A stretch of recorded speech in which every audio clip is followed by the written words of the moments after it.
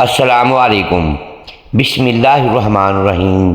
حضرت انس بن مالک رضی اللہ تعالیٰ عنہ سے روایت ہے کہ 17 ہجری میں حضرت ابو موسیٰ اشعری رضی اللہ تعالیٰ عنہ کی قیادت میں جب ہم نے ساسانی سلطنت کے شہر تستر کو فتح کیا تو ہم نے ہرمزان کے بیت المال میں ایک چارپائی دیکھی جس پر ایک فوت شدہ شخص تھا۔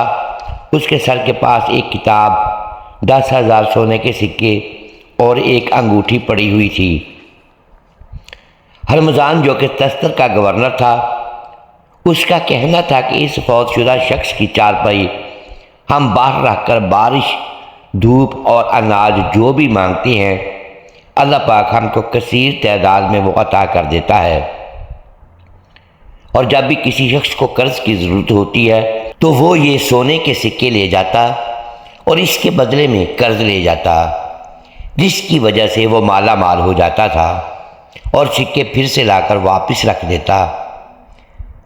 حضرت انس فرماتے ہیں کہ ہم نے اس چارپائی پر پڑے فوت شدہ شخص کے سرہانے رکھی کتاب خلیفہ حضرت عمر رضی اللہ تعالیٰ عنہ کے پاس بھجوا دی۔ خلیفہ نے اس کتاب کا عربی میں ترجمہ حضرت کعب بن احبار رضی اللہ تعالیٰ عنہ سے کروایا اور ابو العالیہ نے اس کتاب کو پورا پڑھا۔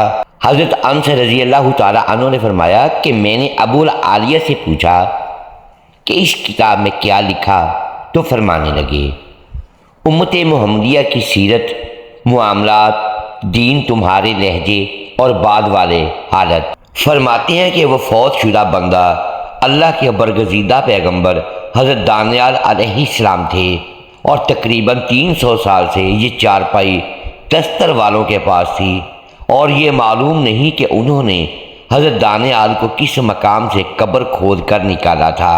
پھر حضرت ابو موسیٰ اشعری رضی اللہ تعالیٰ عنہ نے خط حضرت عمر رضی اللہ تعالیٰ عنہ کو لکھا کہ حضرت دانیال علیہ السلام کی میت کا کیا کرنا ہے، تو حضرت عمر رضی اللہ تعالیٰ عنہ نے فرمایا کہ مختلف مقامات پر رات کے اندھیرے میں 13 قبریں کھودو اور پھر ان میں سے کسی ایک میں ان کو بڑی ہی رازداری سے دفنا دو، تاکہ تستر کے لوگ دوبارہ ان کی قبر کو کھود کر جثے مبارک نہ نکال لیں، اور ہر قوس کو یہ خوشخبری دے دو کہ رسول اللہ صلی اللہ علیہ وآلہ وسلم نے اس کے لیے جنت کی بشارت دی تھی۔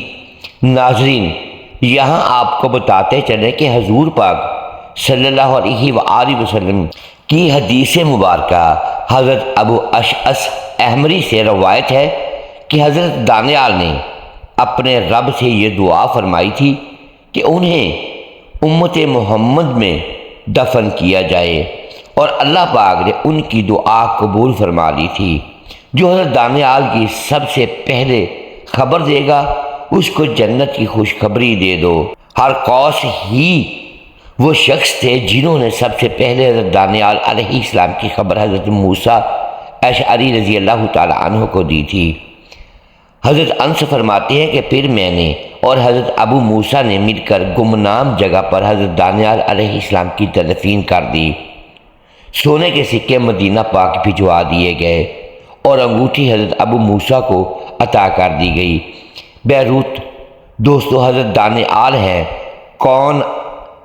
آئیے اس بات کو جاننے کے لیے ہم 2500 سال پیچھے چلتے ہیں کہ جب سلیکیہ نامی مغرور شخص بنی اسرائیل پر یروشلم میں حکمران تھا، انتہا کا عیاش اور نااہل شخص تھا۔ مصر کے فرعون نے ایک نہایت خوبصورت کنیز سلیکیہ بادشاہ سے اتحاد کرنے کے لیے بھیجی، اور یہاں لباس میں ملبوس خوبصورت اور حسین ڈیانا پر بادشاہ سلیکیہ دلہار بیٹھا تھا۔ ڈیانا نے بادشاہ سلیکیہ سے کہا کہ ہم بستری صرف اس صورت میں کروں گی کہ پہلے میرے خدا فرعون کو اپنا خدا مان لو اور اسی کی عبادت اور ترانے پڑھا کرو گے۔ چنانچہ ایسا ہی ہوا، شہوت کے ہاتھوں مجبور بادشاہ مان گیا اور دن رات اب وہ عیش و عشرت میں پڑا رہا۔ انہی دنوں قوم عمالقہ کے بادشاہ بخت نصر نے فلسطین پر حملہ کر دیا تو پورے شرم کو تہس نہس کر دیا۔ اس نے بہت سے بنی اسرائیلیوں کو قتل کیا اور لاکھوں کی تعداد میں ان کا اپنا غلام بنا کر بابل لے گیا۔ انہی قیدیوں میں اللہ کے پیغمبر حضرت دانیال بھی تھے۔ وہ تب نوجوان اور بے حد ذہین تھے۔ آپ خواب کی تعبیر بتانے کے بارے میں مشہور تھے۔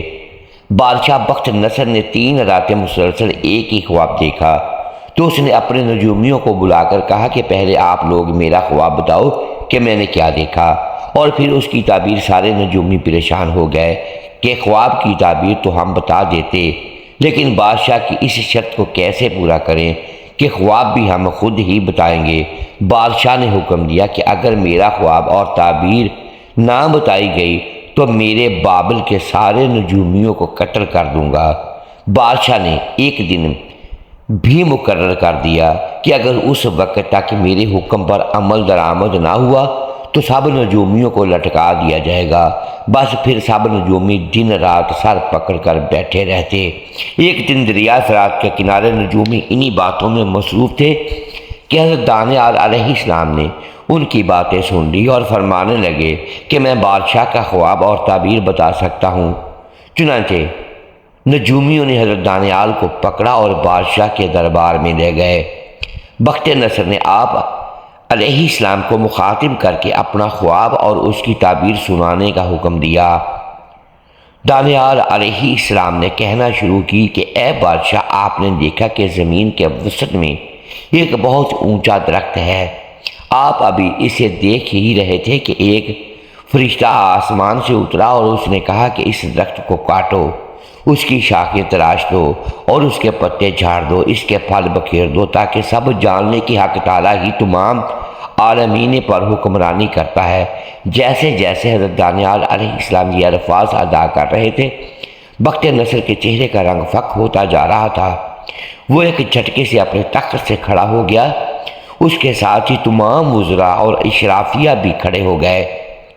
اب بخت نصر نے کہا کہ اے عبرانیوں کے نبی، تو نے جو کچھ کہا حرف بہ حرف سچ کہا، اب اس کی تعبیر بھی بیان کر۔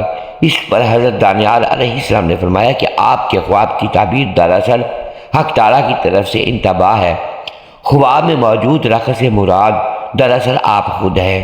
جس طرح دنیا کی پچھلی تمام سلطنتیں تباہ و برباد ہو گئیں، اس طرح آپ کی سلطنت بھی مٹ جائے گی۔ بس اسی دن سے بخت نصر نے حضرت دانیال کو شاہی محل میں اونچے مرتبے پر رکھ لیا، لیکن جلد ہی خواب پورا ہوا اور بخت نصر مر گیا، اور پھر اس کے بیٹے انتہائی نالائق ثابت ہوئے۔ دوسرے وزیر جو حضرت دانیال سے ان کے بڑے عہدے کی وجہ سے جلتے تھے، ان کے کہنے پر بخت نصر کے بیٹوں نے حضرت داؤد علیہ السلام کو شیروں کے آگے ڈال دیا، لیکن شیروں نے حضرت دانیال کو کھانے کی بجائے ان سے کھیلنا شروع کر دیا۔ پھر ایک پر اسرار رات آئی کہ جس کی صبح شاہی قلعے کی دیوار پر لوگوں نے دیکھا کہ کچھ ایسے الفاظ لکھے ہیں جن کا ترجمہ کوئی نہ کر سکا۔ چنانچہ ایک پھر حضرت دانیال علیہ السلام کو بلایا گیا اور انہوں نے بتایا جلد یہ شہر پر حملہ ہونے والا ہے، اور پھر ایسا ہی ہوا۔